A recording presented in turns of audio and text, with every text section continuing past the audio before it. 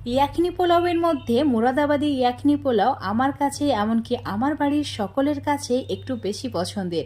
বাড়িতে ছোটোখাটো অনুষ্ঠান এমনকি ছুটির দিনগুলোতে আমি এইভাবে মুরাদাবাদি ইয়াখনি পোলাও তৈরি করতে খুবই পছন্দ করি। তো কিভাবে আমি একদম সহজে মুরাদাবাদি ইয়াখনি পোলাও তৈরি করছি সেটাই আজকে তোমাদের সঙ্গে শেয়ার করব। প্রথমেই গ্যাসের চুলোর ওপর একটা বড় সাইজের পাত্র নিয়ে নিতে হবে।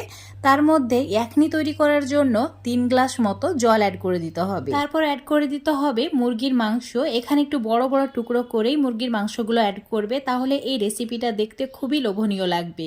তারপর অ্যাড করে দিতে হবে 2টি মিডিয়াম সাইজের পেঁয়াজকে স্লাইস করে কেটে নিয়ে, 3টি রসুন, আর দিয়ে দিতে হবে 4টি মতো কাঁচা লঙ্কা। এবার এর মধ্যে অ্যাড করে দিচ্ছি 1 চামচের একটু বেশি গোটা মৌরি, আর তার সঙ্গে 1.5 চামচ মতো গোটা ধনে, আর দিয়ে দিচ্ছি বেশ কিছুটা দারচিনির টুকরো, আর দিচ্ছি 2টি তেজপাতা ছোট সাইজের, আর দিয়ে দিতে হবে 4টি ছোট এলাচ আর 1টি বড় এলাচ। তার সঙ্গে